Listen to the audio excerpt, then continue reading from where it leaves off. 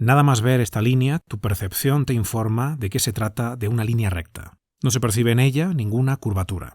Ahora bien, ¿esta línea recta está alineada o está torcida, desviada? Para responder a esta pregunta, tu percepción necesitará de algo más que la propia línea. Hace falta un estándar sobre el que medir y comparar tal alineación o desviación. Lo mismo sucede con la moral. Cuando juzgamos una acción concreta como buena o mala, lo hacemos siempre en relación a un estándar con el que medimos tal acción. Sin embargo, parece claro que no todos usamos el mismo estándar. Si echamos un vistazo a los asuntos más relevantes de nuestra cultura moderna, veremos que algunas personas juzgan una acción como buena por los resultados que genera a nivel social. Otras por las intenciones de quien actuó, independientemente de los resultados que sus acciones generan. Otras personas consideran que algo es bueno si les hace sentir bien o si les proporciona placer hedonista. Y están también aquellos que consideran bueno todo lo que les reporta algún tipo de beneficio material, entre muchas otras opciones. La pregunta clave, entonces, sería la siguiente. ¿Son todos esos estándares igualmente válidos? Porque la moral, al fin y al cabo, es relativa y cada ser humano puede inventarse libremente sus propias referencias morales. ¿O existe un estándar absoluto fuera del ser humano que determina qué es bueno y qué es malo de forma objetiva y al que todos debemos alinearnos y amoldarnos independientemente de nuestras preferencias y caprichos? En este documental vamos a tratar de dar respuesta a esta colosal cuestión. En la primera parte haremos un breve análisis de la postura moral hegemónica de la modernidad, el relativismo moral, y veremos por qué sus fundamentos son tan incongruentes como venenosos. Y en la segunda parte mostraremos por qué el absolutismo moral es la única postura realista de la que disponemos, como así nos muestran la razón y la evidencia, y por qué esta moral absoluta es esencial para sostenernos ante el abrumador empuje de este nihilismo posmoderno que hoy nos asedia y regenerar una sociedad rota en pedazos.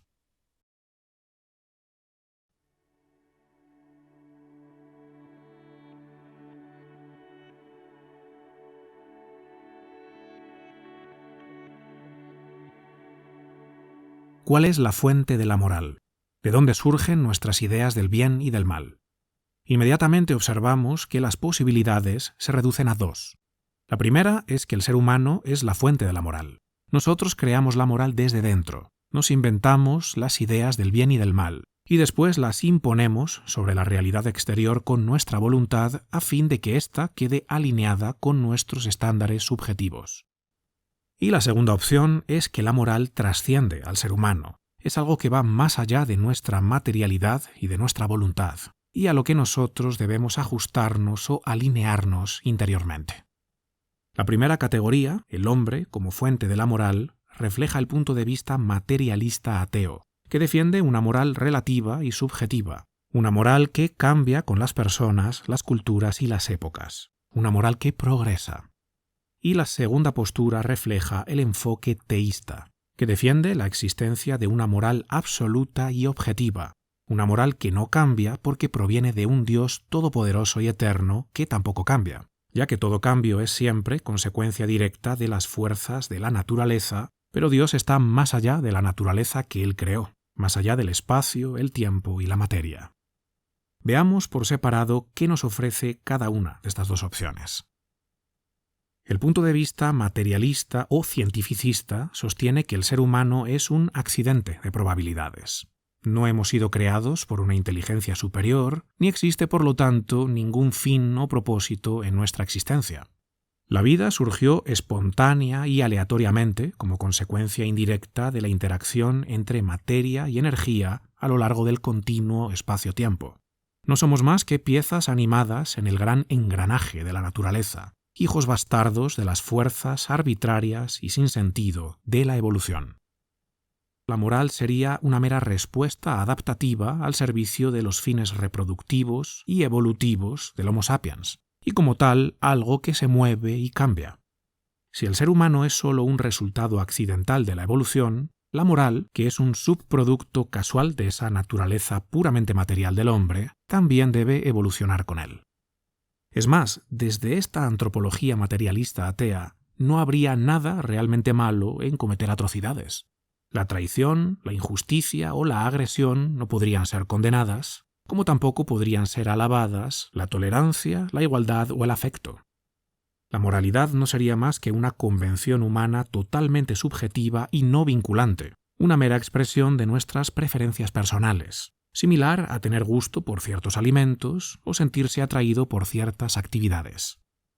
Si somos, como dice el famoso ateo Richard Dawkins, máquinas de sobrevivir, vehículos autómatas programados a ciegas con el fin de preservar las moléculas egoístas, conocidas con el nombre de genes, engañar y traicionar a quien depositó en ti su confianza no debería ser juzgado como algo negativo. Nadie podría considerar moralmente reprobable el machismo, la intolerancia o el peligroso auge del fascismo de ultraderecha. Sin embargo, el propio Dawkins, en su popular libro El gen egoísta, sostiene que, aunque el hombre no es más que sus genes, de alguna manera debemos rebelarnos contra los genes cuando nos llevan por el mal camino. Si notamos que estamos haciendo el mal, dice Dawkins, debemos sublevarnos contra la tiranía genética. ¿Pero cómo? Si no somos más que nuestros genes, si no hay ningún elemento o fuerza no material, no genético dentro de nosotros, ¿qué hay en nosotros que podría rebelarse contra nuestros genes y comportarse moralmente? ¿Y de dónde obtendremos principios morales objetivos que nos guíen en nuestra rebelión contra nuestros genes? La lógica reduccionista no sabe qué hacer con la moral porque ésta no posee materialidad, no está hecha de átomos y moléculas. ¿Cuánto pesa la tolerancia? ¿Cuál es la composición química de la diversidad? En el ser humano debe haber, por lo tanto, algo superior a su materialidad, algo por encima de la maquinaria biológica que nos permite comportarnos moralmente, y también debe existir necesariamente algún estándar compartido por todos los seres humanos de forma unánime, o de lo contrario no podríamos saber cuándo nuestros genes nos están forzando a comportarnos de forma inmoral, ni podríamos ponernos de acuerdo entre nosotros a la hora de juzgar esta supuesta inmoralidad. Sam Harris, otro renombrado ateo, parece tener la respuesta a estas incoherencias y contradicciones de la postura materialista. Según él, la moralidad no está en los genes, sino seguramente en el cerebro. En su libro El paisaje moral, Harris sostiene que las decisiones morales activan regiones de la corteza prefrontal y de los lóbulos temporales que todavía no conocemos bien, pero a medida que comprendamos mejor el cerebro, el misterio quedará desvelado. Amabilidad, confianza, respeto, justicia, tolerancia, equidad.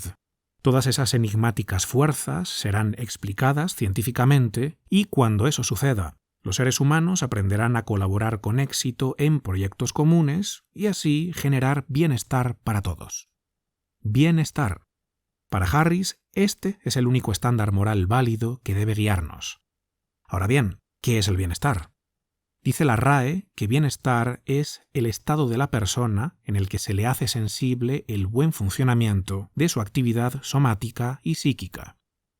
¿Cómo puede la ciencia demostrar de forma empírica que una persona experimenta bienestar psíquico? No hay forma de saberlo. Yo puedo contarte que estoy bien psíquicamente y tú podrás creerlo o no, pero no hay forma de medirlo mecánicamente ni de demostrarlo mediante la aplicación del método científico. Ni la habrá nunca. La neurociencia podrá mostrarnos las lesiones corticales en el cerebro de un individuo, eso seguro, pero seguirá sin poder afirmar o desmentir, sirviéndose de parámetros puramente científicos, esa experiencia subjetiva que llamamos bienestar psíquico. Eso solo puede revelarlo el sujeto, que es el que lo experimenta, y podremos creer en su palabra o no, pero nada más. Solo nos queda confiar, del latín confidere, tener fe. La moral de Harris tiene poco de científica y mucho de metafísica. Los materialistas parecen pasar por alto que la moralidad y la biología se encuentran en categorías diferentes. No se puede explicar una ley moral inmaterial mediante un proceso biológico material. En primer lugar, la justicia no está hecha de moléculas. Y en segundo lugar, la ciencia puede decirte si una acción daña físicamente a alguien, pero no puede decirte si debes lastimar a alguien, si es correcto o incorrecto hacerlo, si es justo o injusto. Dado que el cientificismo materialista ateo no puede proporcionar una base absoluta y objetiva para la moralidad, como hemos visto hasta ahora, no tiene más opción que abrazar el relativismo moral. ¿Qué dice el relativismo moral? Que el bien y el mal no existen como categorías absolutas. No hay nada que sea absolutamente bueno y no hay nada que sea absolutamente malo. Todo es opinable, todo es relativo. ¿Relativo a qué? A los deseos subjetivos de cada individuo. Cada quien tiene su propia verdad y cuenta con la autoridad para elegir qué le parece bueno y qué le parece malo. No me impongas ninguna verdad o valor, dice el hombre moderno. Yo, en el fondo de mi libertad, construyo mis propias verdades e invento mis propios valores. El relativista considera que si no podemos crear nuestras propias ideas del bien y del mal, no somos auténticamente libres. Y no acepta esto, ya que la libertad del hombre debería ser irrestricta. Y es así como, sin darse cuenta, cae en una vergonzosa contradicción, la primera de muchas.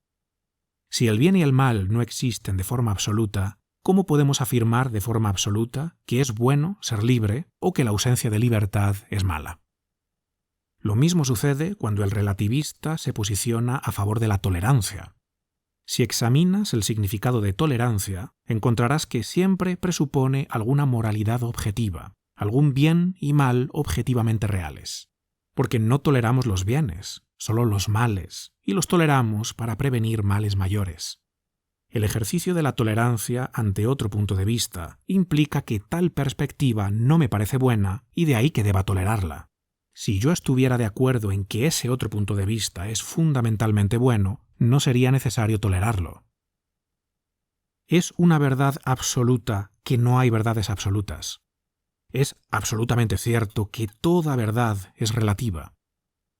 El relativismo es una postura teóricamente imposible. Si intentas probar que el relativismo es verdad, entonces crees en una verdad objetiva y absoluta, con lo que acabas refutándolo. Como también es imposible a nivel práctico. Los que se definen como relativistas actúan como absolutistas cuando les hacen una injusticia. Dicen que no creen en la verdad, pero no soportan que les mientan. Imagina que tu amigo, el relativista, tiene que tomar un avión al día siguiente y tú le prometes llevarlo pronto al aeropuerto. Pero cuando por la mañana suena la alarma, decides no levantarte porque no te apetece y tampoco avisas a tu amigo. Te das la vuelta y sigues durmiendo. Tu amigo, el relativista, no podrá quejarse de nada. Si se enfada contigo porque faltaste a tu palabra, estaría asumiendo que faltar a la palabra, mentir o traicionar es objetivamente malo. Si tú me acusas de algo, lo haces porque esperas que yo comparta tu estándar moral. Si yo comienzo a poner excusas, eso prueba que acepto tu estándar, o de lo contrario no tendría necesidad de poner excusas. Esta conducta humana cotidiana muestra que las personas creen que existe una norma universal fuera de ellas, y cada uno de nosotros espera que los demás la cumplan. Los relativistas morales son los primeros que se sienten moralmente ultrajados y se indignan cuando alguien les hace algún tipo de mal, mientras que al mismo tiempo tratan de defender la idea de que el bien y el mal son creaciones humanas y no existen como tal. ¿Por qué protestan contra el mal si realmente no creen que el mal existe? Miéntele a un relativista y cuando descubra que le mentiste, dile que no crees que mentir a tus amigos sea objetivamente malo. O dile que, desde tu punto de vista, no era una mentira, sino una dimensión más de la verdad con la que tú conectaste en tu subjetividad más auténtica y te sentiste llamado a expresar libremente. A ver qué le parece.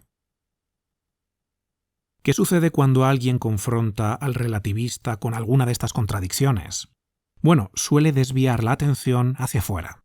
Tiende a argumentar que nadie debería tratar de imponer sus puntos de vista morales sobre otras personas, porque al fin y al cabo, diferentes culturas y momentos históricos han tenido opiniones dispares sobre lo que es moralmente correcto e incorrecto.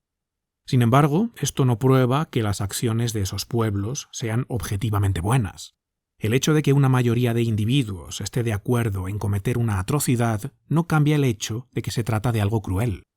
¿O acaso los sacrificios humanos eran buenos cuando las culturas premodernas los realizaban, pero dejaron de ser buenos con el paso del tiempo y por eso ahora podemos juzgarlos como malos? ¿Y qué hay de la esclavitud?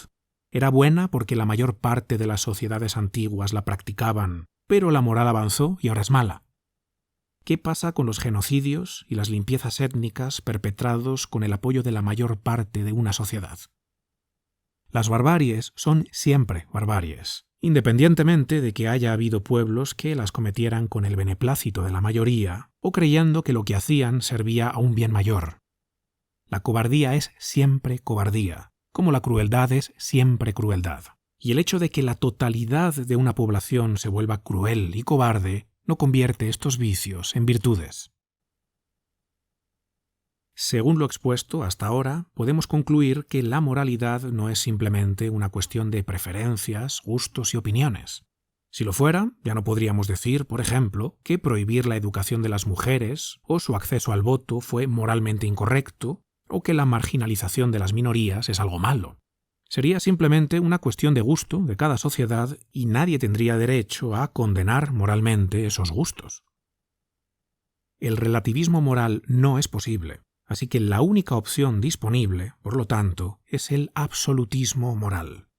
Una moral no relativa al tiempo, por lo que no cambia, no relativa a un lugar, nación, clase, cultura, raza, género o cualquier grupo, por lo que es universal y nos atraviesa a todos, y no relativa a la opinión, el pensamiento, la creencia, el deseo, el sentimiento o cualquier conciencia subjetiva, por lo que es objetiva. Una moral realista, absolutamente verdadera, ya sea que yo, tú o cualquier dictadorzuelo del 3 al cuarto lo sepa, lo crea, le guste, le importe o la obedezca. Una moral que no se ve afectada por nuestras opiniones subjetivas y que no podemos inventar o cambiar. La única opción para una moral objetiva es que ésta se halle sujeta a un estándar eterno e inamovible, que no cambie en función de la época, las circunstancias y las opiniones, pues de lo contrario ya no tendríamos una moral objetiva, sino subjetiva o relativa. La única moral posible es una cuya fuente no es el hombre, sino algo que trasciende al hombre, y una moral así solo puede existir si proviene de Dios. Dios debe ser la autoridad última, el estándar absoluto que rige nuestro comportamiento moral.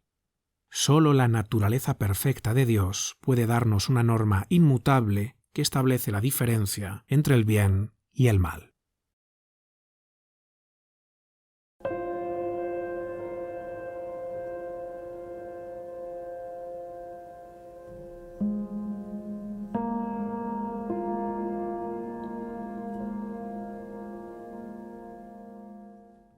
La moral, como hemos visto hasta ahora, es objetiva o no es. No puede ser algo que el ser humano se inventa arbitrariamente y después impone sobre la realidad con su sola voluntad, sino que debe ser algo que trasciende al ser humano y a sus opiniones o preferencias, pues éstas, al estar sujetas a las contingencias del espacio y el tiempo, son efímeras y pasajeras y no pueden constituir la base de la moral objetiva. Esto necesariamente implica que la fuente de la moral debe ser algo inmaterial, porque está más allá de la materia, eterno, porque está más allá del espacio y el tiempo, y sobrenatural, porque está por encima de la naturaleza misma. Y esa fuente de la moral debe ser necesariamente el autor de la creación, o de lo contrario no tendría tal potestad y autoridad moral. Y si toda la creación es obra suya, no fue por accidente ni de forma desdeñosa que nos creó, sino porque así lo quiso voluntariamente, con lo que necesariamente posee volición. Y siendo las personas las únicas clases de criaturas con libertad de elección voluntaria, podemos decir sin miedo a equivocarnos que es un ser personal. Dios es la fuente de los valores morales objetivos. Él mismo es el bien supremo, el bien más alto y por encima del cual nada más bueno puede ser concebido. La propia naturaleza santa y perfectamente buena de Dios proporciona el estándar absoluto con el que medir objetivamente toda acción y toda decisión. No me centraré aquí en exponer los argumentos en favor de la existencia de Dios. Eso ya lo hice en este otro documental, así como también hice en este otro vídeo posterior. En la descripción te dejo los enlaces para que puedas verlos en otro momento. Para muchos, una moral arraigada en Dios rápidamente evoca la idea de un tirano todopoderoso y terriblemente irascible que nos impone caprichosamente su ley moral, un Dios esclavista que restringe nuestra libertad porque sí. Todo lo contrario, Dios nos da restricciones morales para nuestro beneficio, no el suyo. Dios, que es el bien supremo y que nos ama, sabe qué comportamientos nos convienen porque tienden hacia el bien y qué comportamientos nos dañan porque nos alejan del bien. Además, nos ha creado con un propósito real, una causa final, como dijo Aristóteles, y no podemos alcanzar ese propósito viviendo de cualquier manera. Sí, es verdad que nos dio libre albedrío para que en todo momento elijamos tomar la decisión que queramos libremente, pero no nos engañemos. Para llegar a un destino específico no se puede ir en cualquier dirección. La gente suele pensar en la moral cristiana como una especie de trato en el que Dios dice: si cumples muchas reglas, te recompensaré, y si no las cumples, te castigaré. Preferiría decir que cada vez que tomas una decisión, estás convirtiendo la parte central de ti, la parte que elige, en algo un poco diferente de lo que era antes. Y tomando tu vida como un todo, con todas tus innumerables elecciones, a lo largo de tu vida estás convirtiendo lentamente esta cosa central en una criatura celestial o en una criatura infernal. En una criatura que está en armonía con Dios, con las demás criaturas y consigo mismo, o en una que está en estado de guerra y odio contra Dios, contra sus semejantes y contra sí mismo. Ahora bien, ¿cómo sabemos que estamos haciendo el bien y por ello viviendo en armonía con Dios? ¿Cómo podemos tener esa certeza? En primer lugar, lo sabemos por revelación. La moral cristiana es una moral revelada. Dios sabe que no basta la experiencia acumulada del hombre para descubrir cómo orientarse moralmente, así que, por distintos caminos, ha querido descubrir al hombre el modo de vivir que le conviene. Y fruto de esta enseñanza de Dios al hombre, se nos ha revelado cuál es la mejor forma de hacer buen uso de nuestra libertad y vivir dignamente. Pues Dios, que es el creador de todas las cosas y el que mejor conoce el corazón humano, es el más indicado para enseñar lo que le conviene al hombre. La palabra moral viene del latín mos moris, que significa costumbre. En su sentido tradicional, la moral es el arte de las buenas costumbres, es decir, de las costumbres que son buenas para el hombre, de las costumbres que le dan madurez y perfección. La moral es el arte de usar bien la libertad. A grandes rasgos, esa enseñanza moral está condensada en el Decálogo.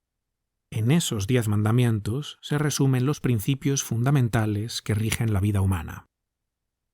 Dios nos entrega unos mandamientos porque estos son consistentes con su naturaleza moral y nos enseñan la causa final o la meta objetiva de nuestras vidas, que sería orientarnos hacia Dios mismo, la bondad absoluta, el sumum bonum, fuente de todo bien y toda libertad.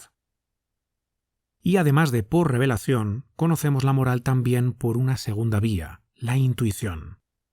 Dios ordena a los seres materiales a su gloria, a la participación de su ser perfecto, y para ello ha escrito en el alma humana la norma moral, que Santo Tomás llamó ley eterna. La norma moral o ley eterna es la regla o medida por la cual podemos discernir la bondad o maldad objetiva de nuestros actos y de los actos de los demás. La inteligencia humana capta intuitivamente si esa acción que nos apetece realizar conduce al fin último, exigido por nuestra naturaleza, o nos aleja de esta teleología. La conciencia actúa como un caer en la cuenta de lo que debemos hacer. Hay un conocimiento espontáneo de lo que es ordenado o desordenado, bueno o malo. Cuando se obra contra la conciencia, se ataca la parte más delicada e íntima del hombre. Ese delicado sistema que nos hace libres. Algo muy íntimo se rompe dentro de nosotros. Piensa en lo siguiente. Los científicos pueden explicar la asombrosa complejidad de los mecanismos de la vista y el olfato, pero no pueden decirnos si las rosas son bellas o si debemos considerarlas bellas, si es nuestro deber moral acercarnos interiormente a ellas de esa forma. Percibimos esto por intuición. Cada persona incorpora una capacidad para percibir la belleza. Lo mismo sucede con la moral. Dios, el Logos eterno, luz intelectual que da inteligencia y que es expresión misma de la inteligencia, nos comunica la naturaleza moral de nuestros actos a través de la conciencia moral, que detecta inmediatamente el bien y el mal reales, así como los sentidos detectan inmediatamente colores y formas reales. Y esto lo hace básicamente de 3 formas. A través del intelecto nos informa de qué acciones están alineadas con el bien y qué acciones representan un mal. A través de la voluntad nos mueve o empuja suavemente a hacer el bien y evitar el mal. Y a través de los sentimientos nos hace sentir culpables si elegimos el mal en lugar del bien. Así pues, no somos libres para hacer todo lo que nuestros sentimientos o preferencias dictan. La modernidad defiende una libertad divorciada de los principios primeros, desarraigada de la naturaleza humana y desconectada del bien común. Las pasiones brutas y los impulsos son para el hombre liberal moderno la expresión más auténtica de su identidad, y por ello se siente legitimado a hacer todo lo que se le antoja, siempre y cuando lo permita la ley. Y si la ley no lo permite, se trata entonces de buscar formas de activismo con las que cambiar esa ley y obtener nuevos derechos y libertades en nombre del progreso. Como decía Chesterton, una moralidad moderna solo puede señalar, con absoluta convicción, los horrores que se siguen del quebrantamiento de la ley. Su única certeza es una certeza de lo malo. Solo puede señalar las imperfecciones. Carece de perfección que señalar. Existe una libertad aristotélica que nos ayuda a discernir moralmente en la búsqueda de la verdad. Y existe una libertad degradada que permite al hombre deshacerse de todo cuanto lo limita y lo molesta, exaltando las pasiones más torpes y las ambiciones más egoístas, en aras de una individualidad soberana, autónoma, independiente de todo, excepto de sí misma. Una libertad que exige realizar su propia voluntad acaba siempre, más tarde o más temprano, anulando la conciencia, puesto que no acepta la imposición de obligaciones morales. El espíritu de la época proclama que podemos hacer lo que queramos y ser lo que queramos. Y podemos también, como no, construir nuestra verdad y nuestros valores. ¿Podemos convertir la envidia y la traición en virtudes solo con desearlo? Por supuesto que podemos. Nos hemos emancipado de los viejos dogmas impuestos forzosamente por la tradición y hoy somos libres para convertir lo falso en legítimo, lo profano en sagrado, lo grotesco en estético y el vicio en decencia. Una libertad prometeica que lo quiere todo, lo permite todo y lo exige todo. Una libertad que se convierte en un fin en sí misma y en la que el individuo, como el uróboros, queda encerrado en sí mismo, pues no contempla nada que lo trascienda y no acepta imposiciones externas de ningún tipo, vengan de donde vengan. En el hombre hay una libertad que se ve y otra que no se ve. La más sencilla de describir es, lógicamente, la que se ve. Decimos que es libre la persona que hace lo que quiere sin que nadie le obligue o se lo impida. Es libre el que puede ir y venir, vivir donde le parezca, opinar, viajar, reunirse y distribuir su vida como se le antoje. A esto le llamamos libertad, pero es solo una parte de la libertad, la parte que se ve. La más importante es la otra, la que no se ve. La que no se ve es la libertad interior, la de nuestra conciencia. Sus obstáculos no están fuera, sino dentro. Es libre interiormente el que se puede guiar por la luz de su conciencia, el que no tiene obstáculos interiores que se lo impidan. Los obstáculos interiores de la libertad son la ignorancia y la debilidad.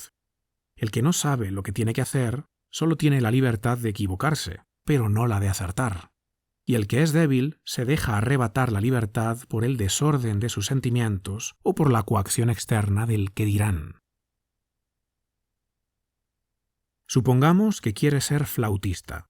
Sin embargo, tú no aceptas someterte a la autoridad de la musicología, sino que decides que vas a inventarte notas musicales nuevas. Bueno, no podrás ser libre para tocar la flauta. Paradójicamente, solo cuando te sometes a las normas y limitaciones de la música en general y de la flauta en particular, puedes volverte un flautista con libertad creativa ilimitada. Para hallar la verdadera libertad de tocar música con tu flauta, primero debes aceptar la rigidez y restricciones que tanto la música como la flauta te imponen. Otro ejemplo. Ahora mismo puedo expresarme en español con gran libertad. Puedo relatar experiencias pasadas, transmitir ideas y sentimientos, plantear posibilidades futuras, pero en chino no puedo hacerlo porque no sé hablar chino. Si quisiera alcanzar la misma libertad de expresión en ese idioma que la que actualmente tengo en español, no tengo más remedio que aprender las normas del chino, sus particularidades. Esa libertad no la puedo alcanzar inventándome una versión propia de chino con mis estándares subjetivos. Por mucho que yo quiera llamar a eso mi chino, no es chino. Y por mucho que quiera llamar a eso autoexpresión libre, no es más que una libertad falsa. Si quiero alcanzar una libertad verdadera, debo someter mi deseo de libertad irrestricta a algo que está más allá de mi subjetividad, algo que me obliga a obedecer. La verdadera libertad no está en escoger cualquier cosa, cualquier opción, o en inventarte nuevos estándares, sino en elegir un bien real, verdadero. Quien no sigue la conciencia moral no elige el bien real y objetivo, sino solo su propia idea subjetiva del bien, con lo que no puede ser libre. Habitar en una jaula no es libertad, por mucho que tú hayas elegido entrar ahí y ahora ames sus barrotes. El hombre moderno parece incapaz de comprender esto. Cree que vivir en obediencia a la ley moral es llevar una existencia gris y amargada porque le limita. Es justamente lo opuesto. Participar en el bien supremo y aceptar las limitaciones que nos sugiere no nos separa de los bienes del mundo ni nos prohíbe acercarnos a ellos. Al revés, la moral nos muestra la importancia real de esos bienes y nos enseña a amarlos apropiadamente y ordenarlos hacia el bien supremo, lo cual siempre redundará en más bien propio y más bien común. Los bienes primarios tienen, evidentemente, su importancia y no se pueden despreciar, pero no es digno del hombre dedicarles la vida entera, porque es capaz de mucho más. Es cierto, no podemos vivir como si no tuviéramos que comer, pero tampoco podemos vivir como si solo tuviéramos que comer. Pero además de los bienes, también están los deberes. Hay obligaciones que se sienten espontáneamente, como la queja del hombre herido o incluso el lamento de un animal. La conducta humana está condicionada por estas dos voces de la naturaleza. La primera es la de los bienes: supervivencia, economía, posición social, estética, seguridad, salud, relaciones. La segunda, la de los deberes. Los bienes nos atraen, los deberes nos obligan. La moral, que es el arte de vivir bien, el arte de la conducta humana, también es el arte de conjugar bienes y deberes, de poner cada cosa en su sitio, de poner orden en los amores. ¿Cuál es la principal objeción que la modernidad presenta contra esta moral objetiva arraigada en Dios?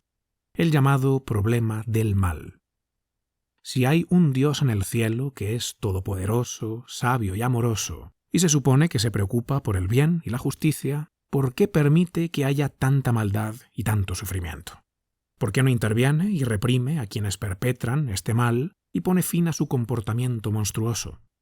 De hecho, ¿por qué permitió que existiera el mal en primer lugar? Lo cierto es que hace siglos que la filosofía y la teología resolvieron esta cuestión. Desde el principio, Dios nos dio libre albedrío. No quiere que seamos meros autómatas programados para obedecer ciegamente sus órdenes, sino seres verdaderamente libres. Y para que tal libertad sea posible, se requiere la posibilidad de elegir. De ahí que contemos con la opción de ir en contra de la voluntad de Dios y, por lo tanto, alejarnos del bien. Si Dios nos quita el libre albedrío, también nos quita nuestra capacidad de elegir y con ello nuestra capacidad de amar, porque el amor verdadero precisa de elección, o de lo contrario no es amor. Y eso iría en contra de la naturaleza de Dios, que es amor. Amados, amémonos unos a otros, porque el amor es de Dios. Todo aquel que ama ha nacido de Dios y conoce a Dios. El que no ama no conoce a Dios, porque Dios es amor. Entonces, ¿Dios creó el mal para que podamos elegir el bien?, se preguntarán algunos. No. San Agustín afirmaba que aunque el mal es real, no existe por sí solo, solo existe como falta o deficiencia de algo bueno. El mal es como el óxido de un coche. Si le quitas todo el óxido a un coche, tendrás un coche mejor. Si sacas el coche del óxido, no tienes nada. El mal es como un corte en el dedo. Si te quitas el corte del dedo, tendrás un dedo mejor. Si sacas el dedo de tu corte, no tienes nada. En otras palabras, El mal solo tiene sentido en el contexto del bien. El mal es ausencia de bien. Y Dios no quita ese bien, lo quita el hombre con sus decisiones. Dios no creó el mal ni está haciendo ningún mal en absoluto. Nosotros sí. Nosotros somos los rebeldes. La rebelión de las nuevas ideologías es una rebelión de las ramas contra el árbol. Si los rebeldes pudieran tener éxito, descubrirían que se han destruido a sí mismos. La mente humana no tiene más poder para inventar un nuevo valor que para imaginar un nuevo color primario, o de hecho, para crear un nuevo sol y un nuevo cielo en el que pueda moverse. Somos rebeldes a los que les interesa que Dios no exista para así poder justificar nuestros vicios, desviaciones y perversiones. Mejor nos contamos el cuento de una moral que cambia y que progresa, una moral relativa que nos permite hacer todas esas cosas que no se pueden justificar ante Dios porque están alejadas del bien mismo. El progreso es eso, al fin y al cabo. Cada ciudadano un universo moral autónomo. Cada ciudadano un Dios falso. Es lo que C.S. Lewis llamaba el prejuicio cronológico. El prejuicio de que todo lo anterior, por el solo hecho de ser más antiguo, está superado. Y esto, decía Lewis, sería como considerar superadas las puestas de sol solo porque hace varios miles de millones de años que se producen. Desde el principio, el enemigo del mundo nos sedujo para que seamos más como él y menos como Dios, para que nos sirvamos, para que nos abandonemos a todas nuestras inclinaciones pasionales y nos liberemos de las cadenas de la moral y la tradición, que solo nos fastidian con sus ridículas prohibiciones. El enemigo nos dijo que la moral progresa, como también progresa la ciencia o la moda. Todo lo que es de nueva aparición en la cultura es siempre mejor que todo lo que apareció antes, que ya quedó caduco. Por eso hoy tenemos permiso para desear lo que antes estaba prohibido y el derecho a exigir el cumplimiento de tales deseos, por muy oscuros y retorcidos que sean. Si se siente bien, si te proporciona placer, no puede ser malo. No reprimas tus deseos, libérate, dice la moral luciferina. Si elegir el bien te resulta incómodo o te duele, seguro que no es tan bueno.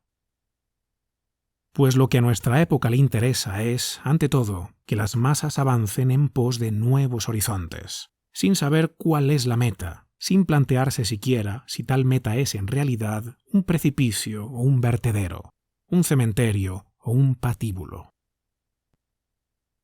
Precisamente ahora, en el momento de la historia en el que contamos con más medios tecnológicos para vivir cómodos y rodeados de placeres, y cuando más posibilidades tenemos de hacer lo que nos da la gana y dar rienda suelta a nuestros deseos, sin ser castigados o censurados por la moral de la época, precisamente ahora es cuando nuestra sociedad se cae a pedazos.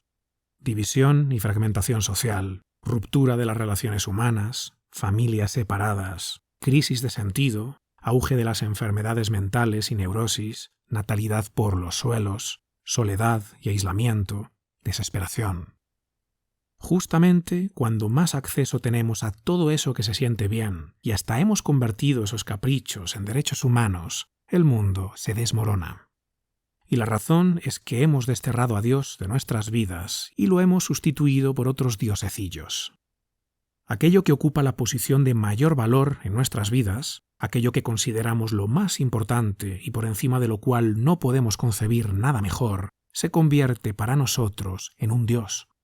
Para nuestra psique, ese valor supremo se comporta como una deidad que absorbe toda nuestra atención, guía nuestras acciones y subyuga todo lo que hacemos. Un ídolo que exige total sumisión. Dios vio todo lo que había hecho y vio que era bueno.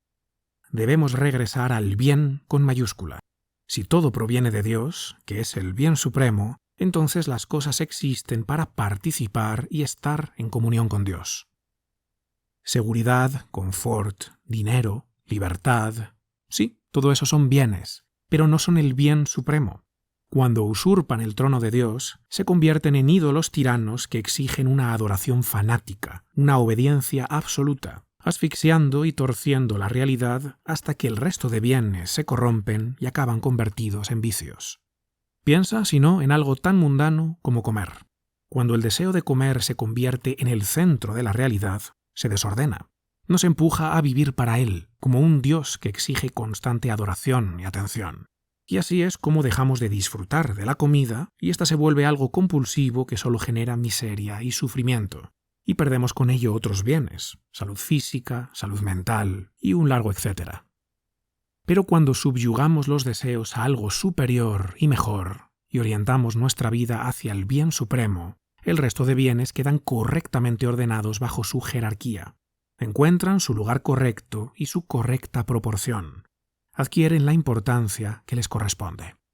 Solo entonces ese vacío que habíamos tratado de llenar en vano, ese apetito primordial del alma, queda saciado. Solo entonces alcanzamos en Cristo la verdadera libertad de vivir en comunión con su amor eterno.